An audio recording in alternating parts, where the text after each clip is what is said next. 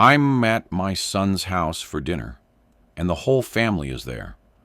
My daughter-in-law's bringing out the roast. The grandkids are passing dishes. Everyone's trying to keep the conversation light. But I can feel it, this tension hanging in the air like smoke.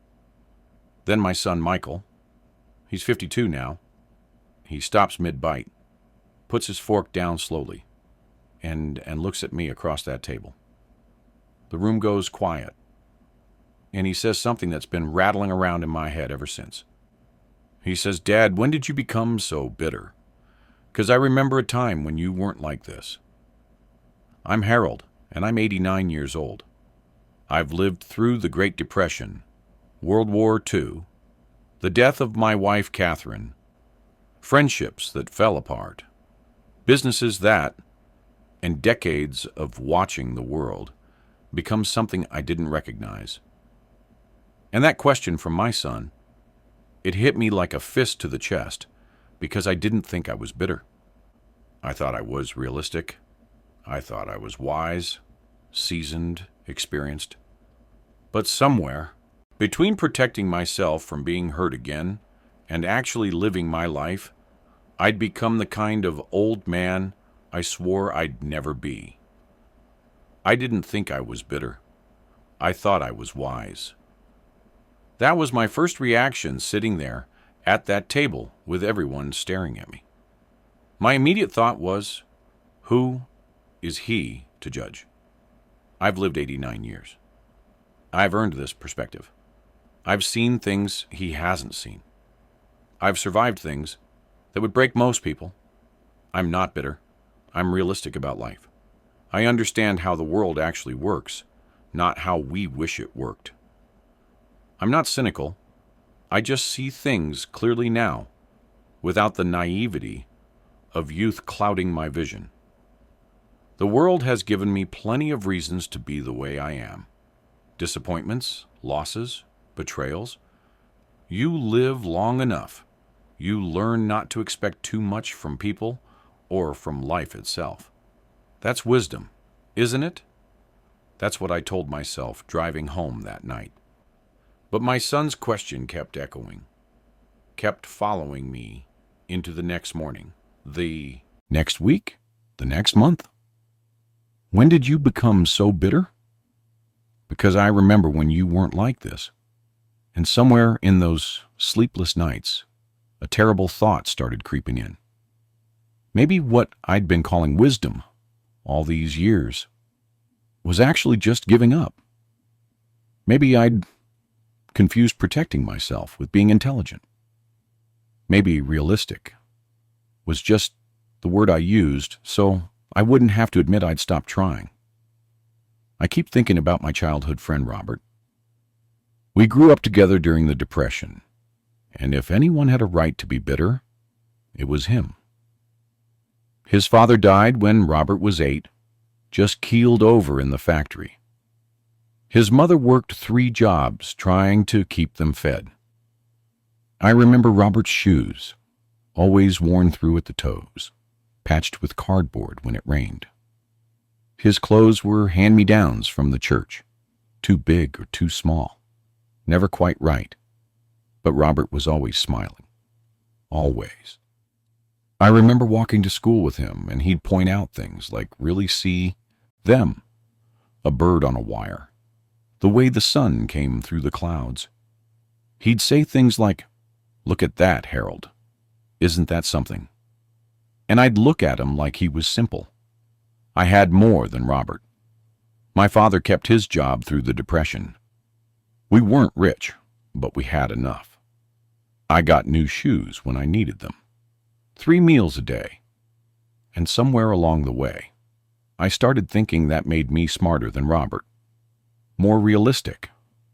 I'd watch him being grateful for things that seemed like nothing, and I'd think, wait until life really hits him.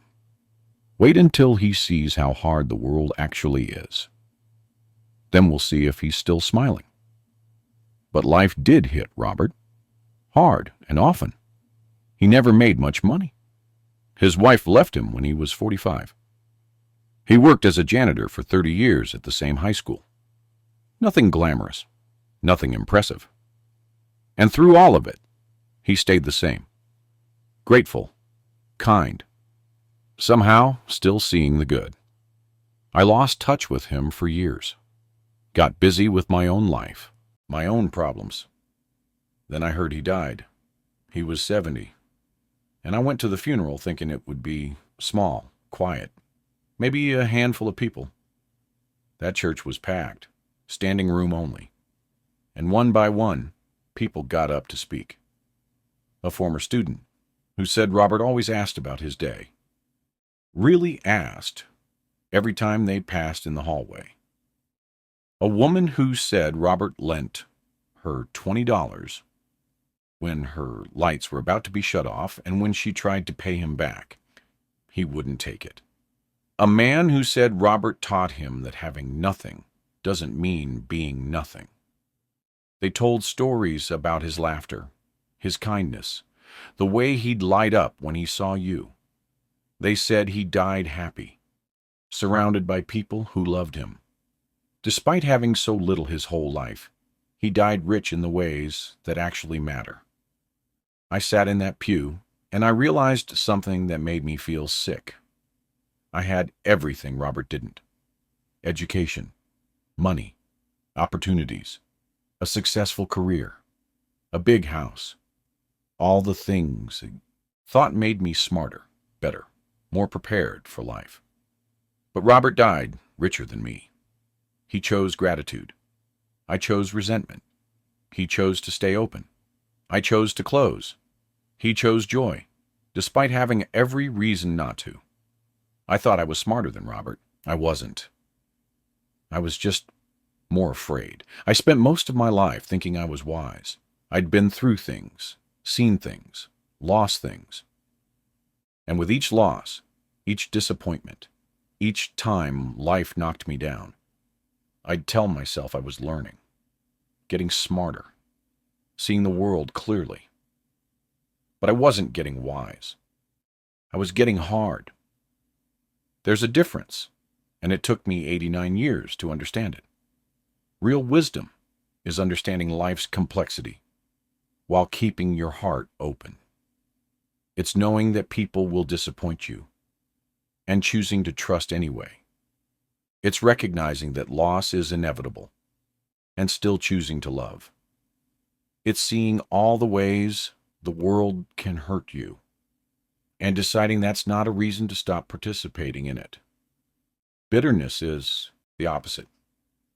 Bitterness is closing your heart and calling it wisdom. It's refusing to hope and calling it realism. It's building walls around yourself and calling it intelligence. I told myself a lie for decades. I'd think, I've been hurt, so I'm justified in being hard. I've been disappointed, so I'm right to expect the worst. I've been let down, so it's smart not to trust. Every time life proved me right. Every time someone did disappoint me or something did go wrong, I'd use it as evidence. See, this is why you don't hope. This is why you don't stay soft. This is why you protect yourself. But here's what I didn't understand. Everyone's been hurt. Everyone's been disappointed. Everyone's been let down. That's not special. That's not wisdom. That's just living. The brave ones, the truly wise ones, they stay soft anyway. They get hurt and they heal and they risk being hurt again. They learn from pain without living in it. They understand the difference between having boundaries and building walls. I built walls, thick ones, high ones. I built them around my heart and told myself I was being smart, being realistic, being mature. I looked at people like Robert who stayed open, and I thought they were naive. I looked at my wife, Catherine, when she'd suggest something spontaneous, and I thought she didn't understand how the world really worked. But they understood something I didn't. They understood that closing yourself off doesn't protect you from pain. It just guarantees a different kind of pain. The pain of isolation. The pain of missing your own life. The pain of relationships that exist in name only. The pain of being physically present, but emotionally gone. I confused protecting myself with being intelligent. I thought cynicism was sophistication. I thought expecting the worst was preparation. I thought keeping people at arm's length was self-preservation. I was wrong about all of it. The walls I built to keep pain out also kept joy out, kept love out, kept life out. I didn't protect myself. I imprisoned myself, and I called it wisdom. I met Catherine when I was 28. She was 26, working at the library, and she had this way of lighting up when she talked about books, about ideas, about possibilities. We married 2 years later, and in those early years, she was like sun breaking through clouds, light, hopeful, spontaneous, in ways that made life feel bigger. She'd suggest picnics on Sunday afternoons. I'd say it was impractical. We had things to do around the house. She'd want to take a weekend trip somewhere we'd never been. I'd say we couldn't afford it. We needed to save. She'd come home excited about some idea, some dream, and I'd list all the ways it could go wrong, all the reasons it wouldn't work. She'd bring home flowers sometimes, just because, and I'd look at them and say, they'll just die in a week. Waste of money. She'd suggest we go dancing like we used to. I'd say I was too tired. Maybe next time. She'd wanted to try something new, something different. And I'd say, why? What we're doing is fine. That word, fine. I used it like a shield. Everything was fine. Our life was fine. Why did we need more? Why couldn't she just be realistic like me? I watched her light dim over 40 years. It didn't happen all at once.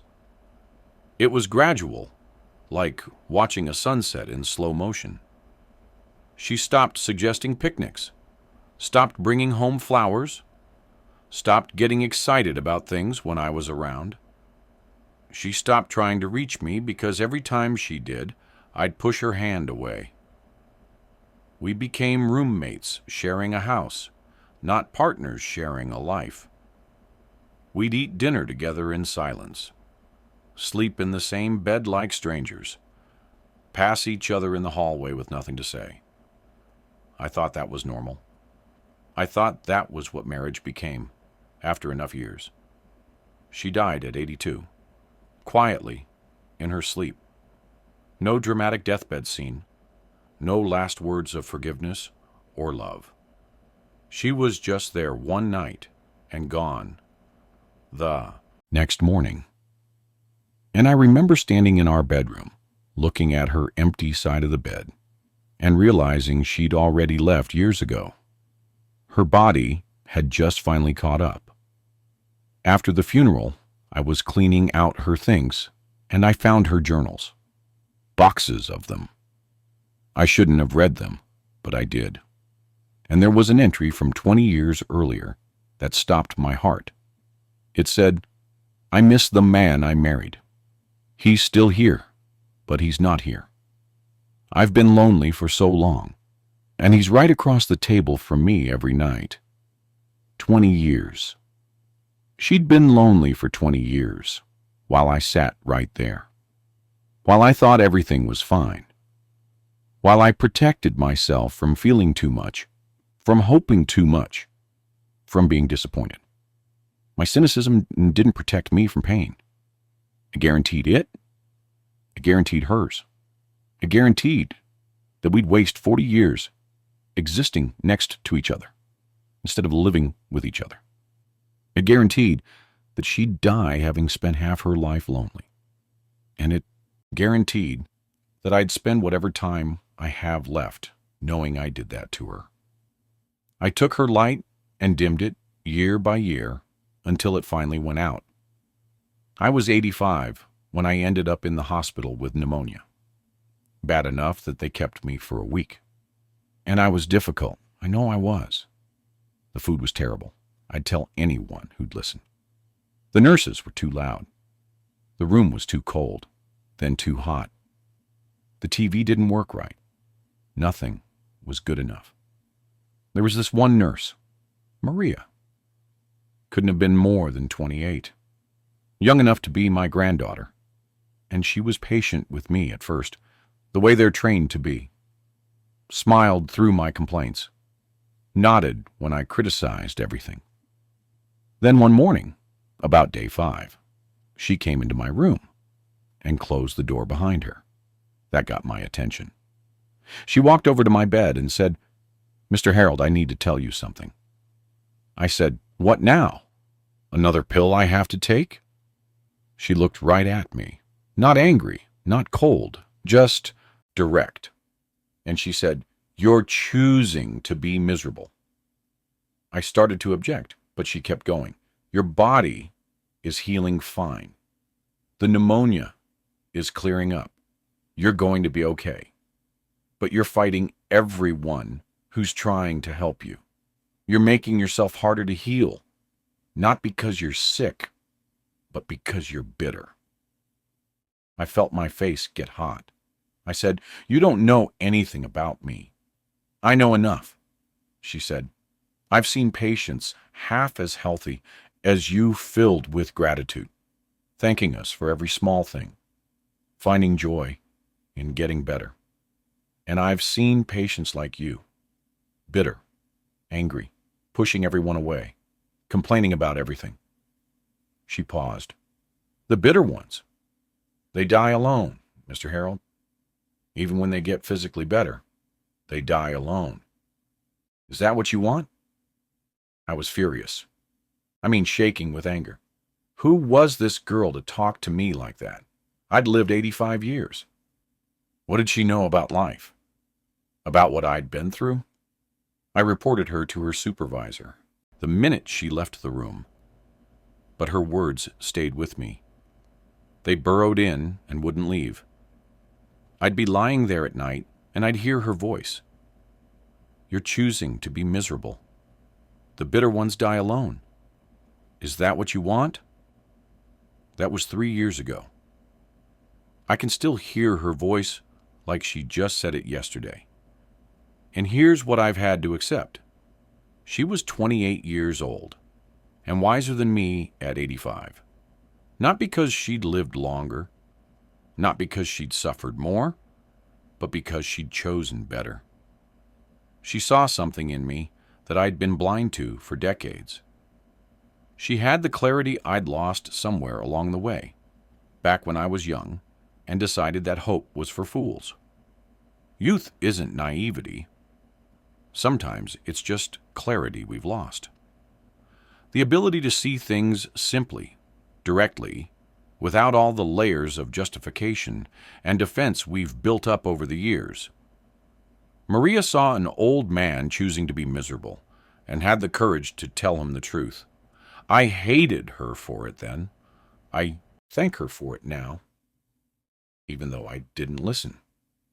Even though I went home from that hospital and kept being exactly who I was. Even though it took my son asking me 3 years later, when I became so bitter for her words, to finally break through. She tried to warn me. I just wasn't ready to hear it yet. My father died when I was 60. He was 89, the same age I am now. That number haunts me. He was bitter his whole life. I remember him from when I was a boy, always angry about something. The government, the neighbors, his job, my mother, me. Nothing was ever right. Nothing was ever good enough. He had this way of sucking the air out of a room just by walking into it. I was there when he died, at his bedside in the hospital, just the two of us. My mother had passed 5 years earlier, and he'd barely spoken about her since. Near the end, he reached out and grabbed my hand. His grip was weak but desperate. He looked at me with these clouded eyes and said, "Don't be like me." I said, "Dad, don't talk like that. Save your strength." But he kept going. "I wasted my life, Harold. Wasted it being angry at it, being angry at everything." His voice was barely a whisper. "I pushed your mother away, pushed you away, pushed everyone away." "You didn't," I said, even though we both knew it was a lie. "I thought I was being strong," he said. "I thought I was being realistic, being tough, being a man. But I was just scared, scared of being hurt, scared of being disappointed. So I hurt everyone first." He squeezed my hand. "Don't make my mistake. Don't be like me." I nodded. I said, "Okay." I said I understood. But I didn't really hear him. I thought he was just getting sentimental at the end, the way dying people do. I thought he was being dramatic, and honestly, I thought my life was different. I had a good job, a wife, kids, a house. I wasn't like him, except I was. 29 years later, I'm 89. The same age he was. And I became exactly what he was. The same bitterness, the same cynicism, the same walls, the same way of pushing people away and calling it strength, the same way of expecting the worst and feeling vindicated when it came. And my son Michael, he's confronting me now the same way. I should have confronted my father, asking me when I became this way, telling me he remembers when I was different, looking at me with that same mix of love and disappointment I must have looked at my father with. The cycle continued. I watched my father waste his life, and I swore I wouldn't do the same. But I did it anyway. Not because I had to, but because I didn't actively choose different. I thought just knowing the mistake was enough. It wasn't. We inherit bitterness. It passes down like eye color or height. Not in our genes, but in our choices. In the patterns we see and unconsciously repeat. In the walls we watch being built and then build ourselves. My father built walls. I watched him die alone behind them. And then I built the exact same walls. He tried to warn me. With his last breaths, he tried to tell me not to become what he was. And I nodded and said I understood, and then spent the next 3 decades becoming exactly that. I didn't listen. And now, I'm 89. And my son is looking at me the same way I looked at my father. And I finally understand what my father was trying to say. Don't let it pass down. Choose different. Break the cycle before it's too late. I didn't break it. But maybe my son can. My son asked me when I became bitter. I've been thinking about that question for 6 months now, turning it over in my mind like a stone, looking for the moment, the turning point, the day everything changed. But there wasn't one. There were 1,000 moments, 1,000 small choices that seemed like nothing at the time. Times Catherine would put on music and hold out her hand, asking me to dance with her in the kitchen. I'd say I was tired, or I had work to do, or maybe later. Later never came. Times my kids would run up to me excited, wanting to show me a drawing or a bug they found, or some story from school. I'd be reading the paper, and I'd say, "That's nice, honey," without looking up. Not because I didn't care, but because I was somewhere else. Always somewhere else. Times someone would compliment something, anything, and instead of just saying thank you, I'd point out the flaw, the mistake, the thing that wasn't quite right, as if being critical made me smarter. Times life offered me joy, small, ordinary joy, and I'd look for the catch, wait for the other shoe to drop. Refuse to just be happy because being happy meant being vulnerable to disappointment. Times people showed enthusiasm about something, and I'd call it naivety, as if their hope was a failure to see what I saw, as if my cynicism was sophistication. Every single time I was making a choice. Safety over vulnerability. Being right over being connected. Protecting my heart over opening it. Cynicism over hope. And each choice felt reasonable. Each one felt justified. Each one felt like wisdom. But they accumulated, like rust on metal. You don't see it happening. One day, the metal is bright and clean. Then there's a spot. Then another. It happens so slowly you don't notice. Until one day you look, and the whole thing is corroded, eaten through. Not the thing it was. That's what happened to me. Each choice seemed small, insignificant. Just one moment, one conversation, one opportunity to connect that I let pass. What's one dance? What's one drawing? What's one moment of just being happy without looking for what could go wrong? But they add up, day after day, year after year, decade after decade, until one day, you're not the person you were. You're hard, where you used to be soft. Closed, where you used to be open. Critical, where you used to be curious. Bitter, where you used to be something else, something better. And you don't even know when it happened. You can't point to the moment because there wasn't one moment. There were thousands.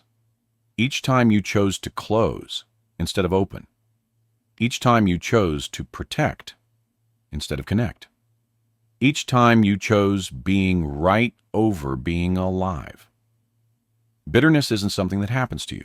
It's not something life does to you. It's something you build one choice at a time. One closed door at a time. One refused dance at a time.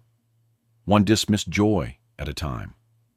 I built it, brick by brick, choice by choice, for 89 years, and I didn't even realize I was doing it. 3 weeks ago, my grandson Jamie came to visit. He's 8, small for his age, with his mother's eyes and his grandfather's stubborn streak.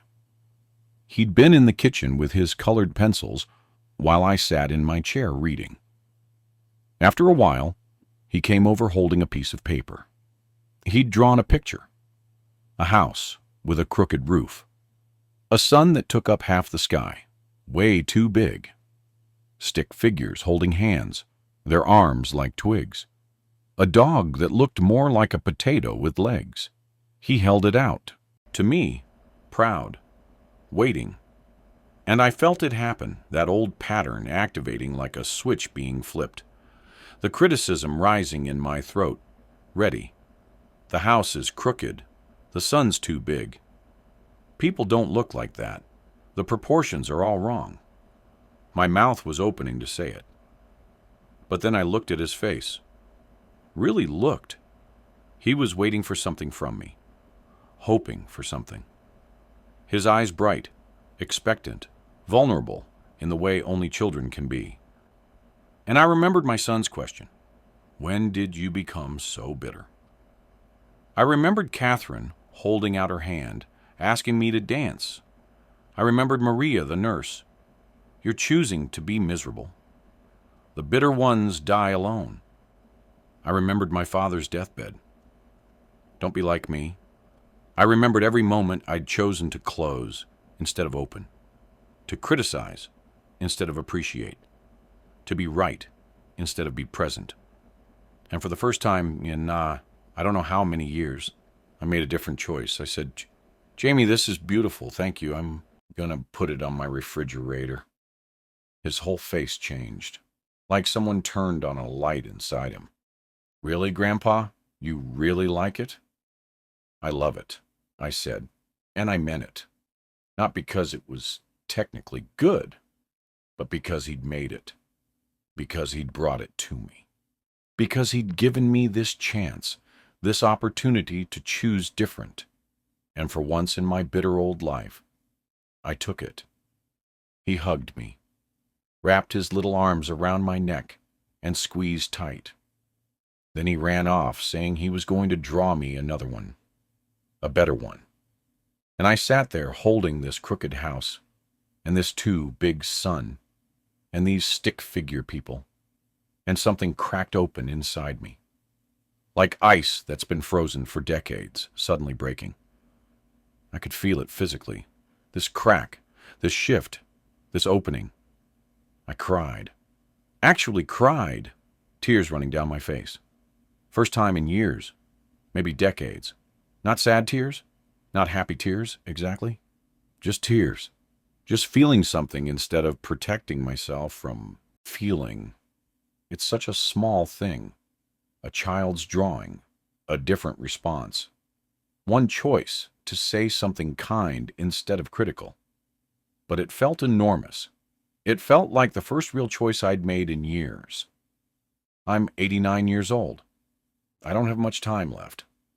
But I learned something that day, with Jamie's drawing in my hands and tears on my face.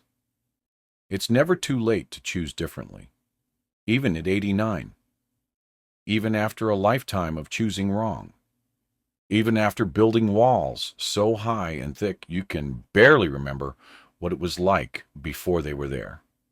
You can still make a different choice. You can still crack open. You can still feel. It's never too late. 6 months after that dinner, I called my son. It took me that long to find the words, or maybe the courage, or maybe I just needed to sit with his question long enough to finally hear it. Michael answered on the third ring. "Dad, everything okay?" "I need to talk to you," I said.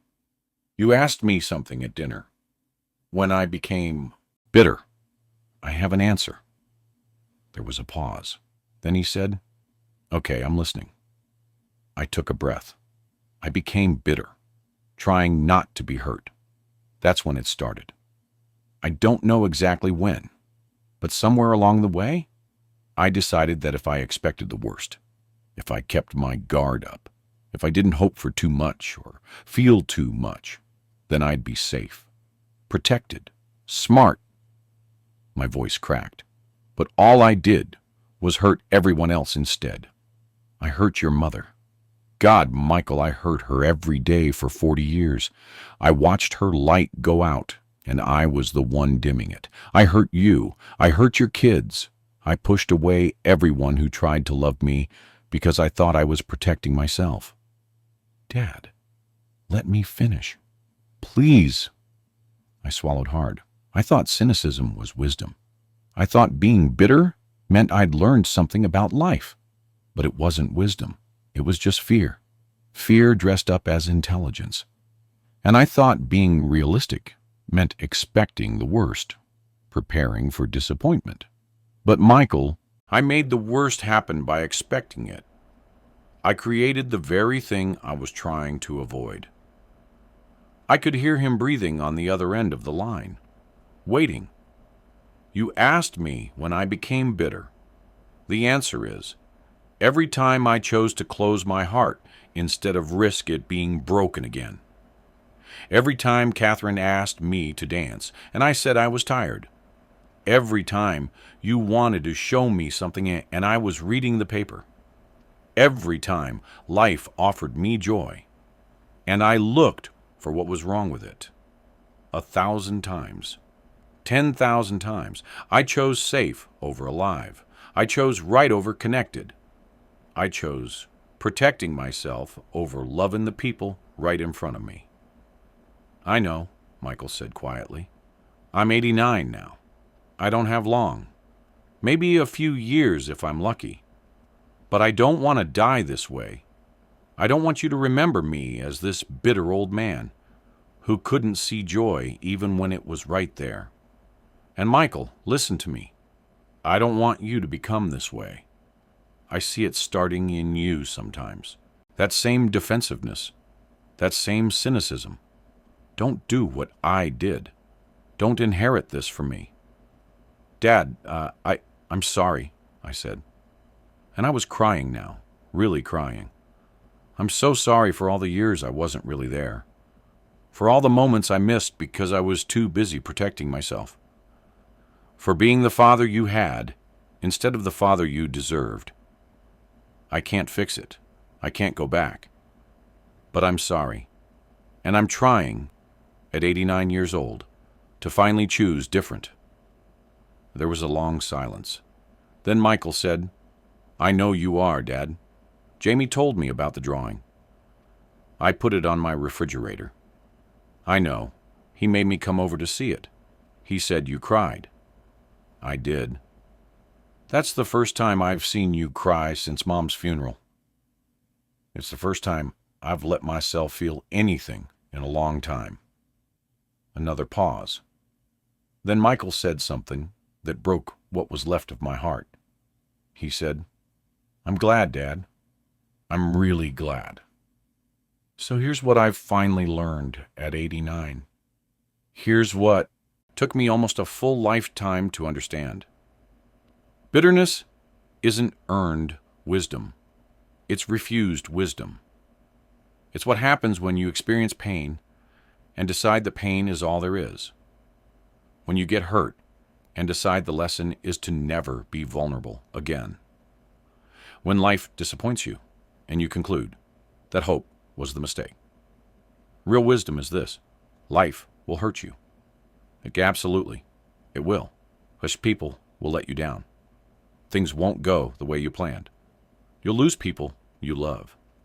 You'll fail at things that matter. You'll be disappointed more times than you can count. That's not pessimism. That's just truth. And you can choose gratitude anyway.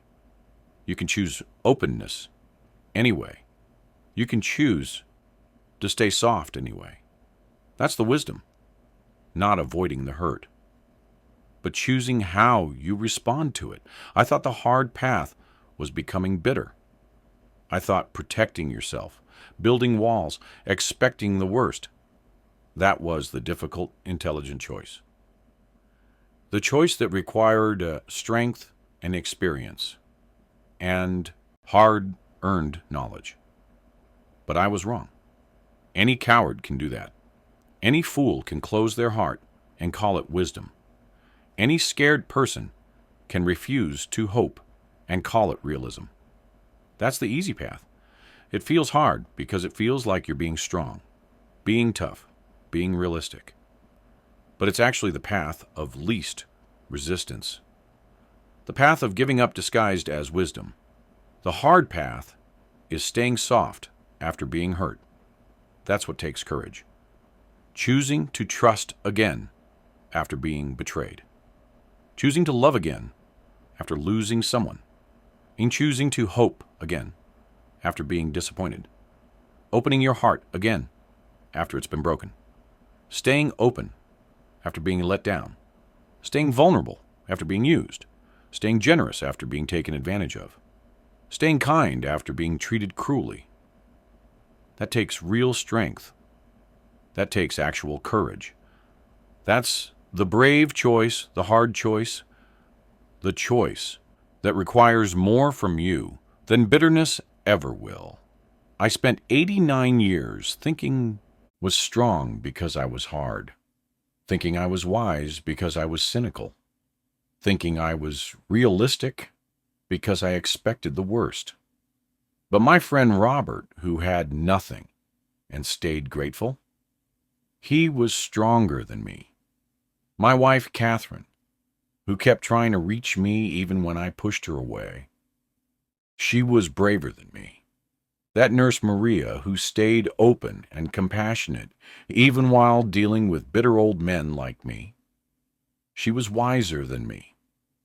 They understood something I'm only now beginning to grasp, that the truly difficult path, the path that requires real strength and real courage, is choosing to stay soft in a hard world, choosing to stay open in a world that will hurt you, choosing gratitude when you have every reason to be bitter. That's what I'm finally learning at 89, after wasting most of my life learning the wrong lesson. Better late than never, I suppose. Though I wish it hadn't taken me this long. Here's what I need you to understand. What I wish someone had told me when I was young enough to really hear it.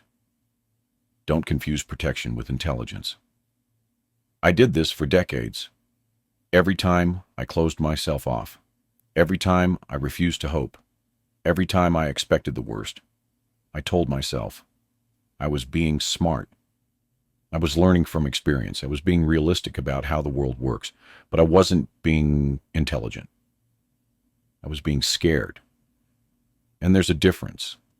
Intelligence is understanding risk and choosing to engage anyway. Fear is understanding risk and using it as an excuse to disengage. I thought I was the smart one in the room. I was just the most afraid. Don't call fear realism. This is the lie that will destroy you if you let it. Because it sounds so reasonable. It sounds so mature. I'm not negative. I'm just realistic. I'm not cynical. I just see things clearly. I'm not bitter. I've just learned how the world actually works.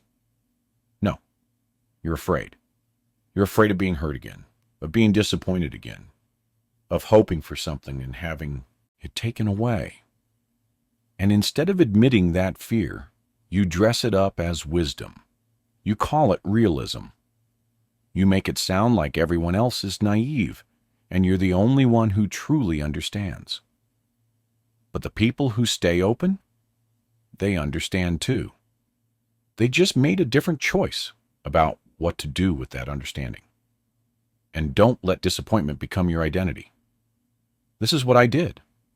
Every time life let me down, every time something didn't work out, every time I was hurt or disappointed or things went wrong, I collected it like evidence, like proof. See? This is why you don't trust. This is why you don't hope. This is why you protect yourself. Disappointment became who I was. The bitter old man, the cynical one, the one who could tell you exactly why things wouldn't work out. I wore it like armor. I made it my personality, and it killed everything good in my life. Because here's what happens when you do all of this. When you confuse protection with intelligence, when you call fear realism, when you let disappointment define you, you waste your whole life being right about everything while missing everything that matters. You'll be right that people can hurt you, right that things can go wrong, right that hope can lead to disappointment. You'll be right about all of it. You'll get to spend your whole life saying, I told you so, and that's what I expected. And see, this is why I don't get my hopes up. And you'll miss it all. The joy, the connection, the love, the moments that make life worth living. You'll miss your wife reaching for your hand, your kids trying to share something with you, your friends wanting you there, life offering you gift after gift that you'll refuse because you're too busy protecting yourself. You'll die right and completely alone, with a lifetime of evidence proving you were smart to keep everyone at arm's length. Is that what you want? Because that's what I got. And I'm telling you, at 89 years old, with whatever time I have left, it wasn't worth it. Being right wasn't worth being alone. I'm 89 years old. I don't have many years left. Maybe 2, maybe 5 if I'm lucky. Maybe less. At this age, you don't take tomorrow for granted. And I wasted most of them. Most of those 89 years, I wasted being bitter and calling it wisdom, being cynical and calling it intelligence, being closed and calling it protection. I wasted decades of my life choosing fear over love, safety over connection, being right over being present. But I'm choosing differently now. Jamie's drawing is on my refrigerator. That crooked house, and that too big sun, and those stick figure people holding hands. It's the first thing I see every morning when I make my coffee. And instead of seeing what's wrong with it, I see what's right with it. I see a little boy who wanted to give his grandfather something. I see the moment I finally chose different. I called my son and apologized. Really apologized? Not the half-hearted kind, where you say the words but don't mean them. I told him the truth about who I'd been and what I'd done and how sorry I am for all of it. And he listened, and something between us started to heal. Not all the way. Maybe it never will completely, but it started. Yesterday I laughed, really laughed, the kind that comes from your belly and makes your eyes water. My neighbor told a stupid joke, and instead of pointing out why it wasn't funny, or rolling my eyes at it, I just laughed. And it felt strange, foreign, like using a muscle I'd forgotten I had. But it felt good. It felt like being alive. I'm learning what Catherine knew all along, what she tried to show me for 40 years, while I was too stubborn and too scared to see it. Joy is a choice. It's not something that happens to you. It's something you choose, even when things are hard. Especially when things are hard. Gratitude is a choice. You can look at what you've lost, or you can look at what you still have. You can focus on what went wrong, or notice what went right. It's a choice. Love is a choice. It's choosing to stay open, even when you've been hurt. Choosing to reach out, even when you might be rejected. Choosing connection, even when isolation feels safer. And bitterness? Bitterness is a choice too. That's what I finally understand. It's not something that happens to you. It's not something life does to you, or that you earn through suffering. It's something you choose, one small decision at a time, until one day you wake up and you're 89 and you've become someone you never wanted to be. I spent 89 years choosing wrong, choosing to close instead of open, choosing to protect instead of connect, choosing to be right instead of be alive. But whatever time I have left, whether it's 2 years or 5 or just a few months, I'm choosing differently. I'm choosing to stay soft, to stay open, to say yes to the dance, to look up from the paper, to see the good instead of pointing out the flaws. I'm choosing joy. I'm choosing gratitude. I'm choosing love. Even now. Even at 89. Even after all this time. It's not too late for me. And it's not too late for you. If you recognize yourself in this story, if you heard echoes of your own life and mine, I want you to know something. You still have time. I don't care if you're 40 or 60 or 75. If you're reading this, you're still breathing, which means you still have time to choose differently, to stop confusing bitterness with wisdom, to stop calling fear realism, to start staying soft instead of hard. You still have time. If you have someone in your life who's becoming bitter, someone who's starting to close off, starting to criticize everything, starting to expect the worst and call it being realistic, show them this. Please. Maybe they'll hear it from me in a way they can't hear it from you. Maybe seeing what 89 years of bitterness looks like will wake them up before they waste as many years as I did. And if you're young, if you're watching someone older in your life become what I became, bitter and cynical and closed off, and listen to me carefully. Don't follow them. I know they seem wise. I know they seem like they've figured something out that you haven't, but they haven't. They've just given up and called it wisdom. They've just gotten scared and called it intelligence. Don't make their mistake. Stay soft. Stay open. Stay hopeful. That's the truly brave path. I'd like to ask something of you. In the comments, tell me one thing you're grateful for today. Just one thing. It doesn't have to be big. It can be small. The coffee you had this morning. The fact that you woke up. A person who loves you. A moment that made you smile. Just practice choosing gratitude. Practice choosing to see what's good instead of what's wrong. That's where it starts. With small choices like that.